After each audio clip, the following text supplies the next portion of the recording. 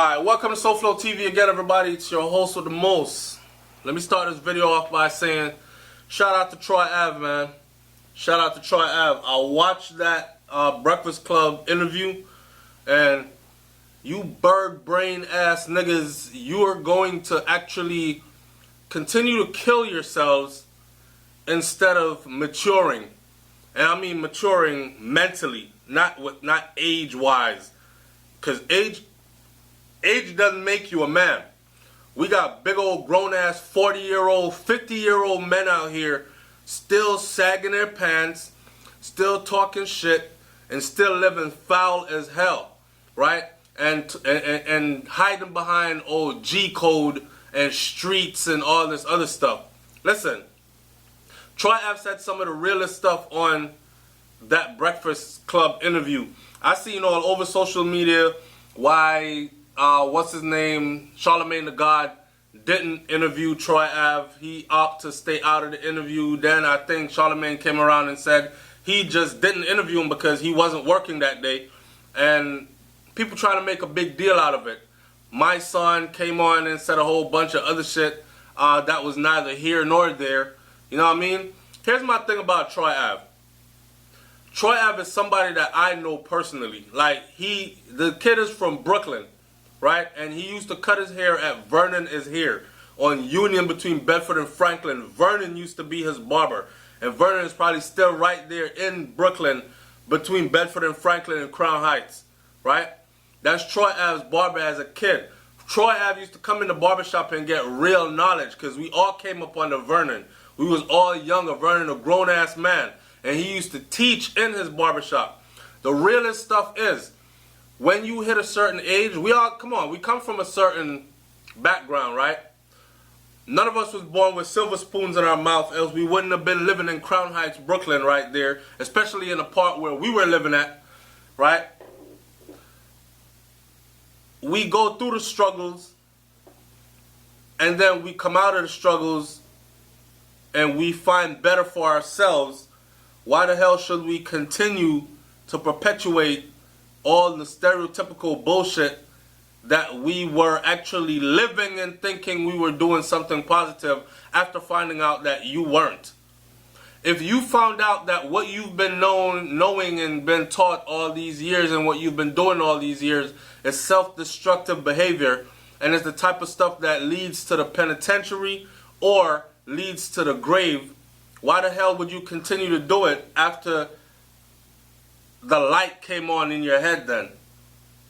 So shout out to Troy Ave for having that light come on in his head and for him being grown enough to come out and say, look, all that street shit, I used to be that, right? But I'm not with that. People are saying the dude's snitching or he's going to take the stand and snitch.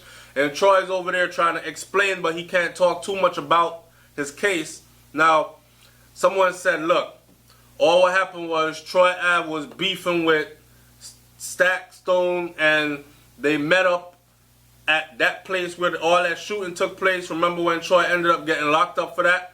And then he got freed and people are like, nah, he went in there and dropped names and told people, told stories, and now he's free because he made some kind of deal with law enforcement. When all it was is they reviewed all the video surveillance footages. They saw who was actually responsible for what. They let that dude go and they held on to the right person.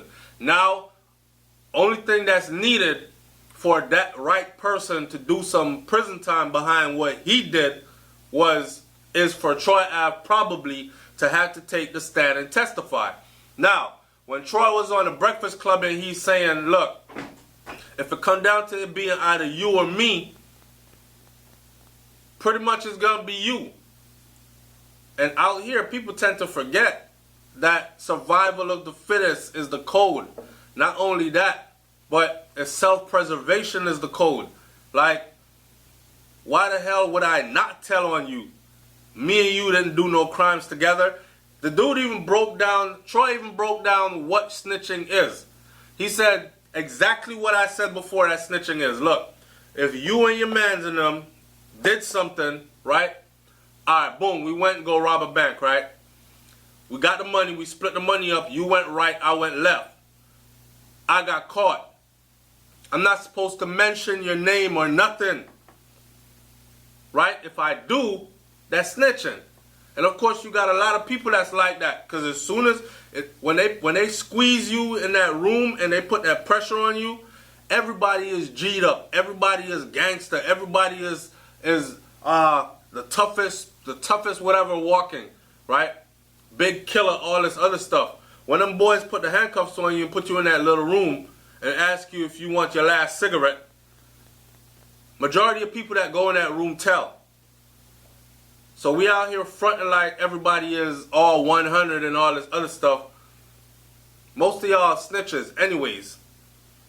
Plus, and then Troy went on to say, boom, you in a room chilling, this motherfucker come in there with a gun, he shoot, bomb, bomb, bomb. Shot up this man, bomb, shot up that man. You there, you duck, you didn't get shot, but you missed, he missed.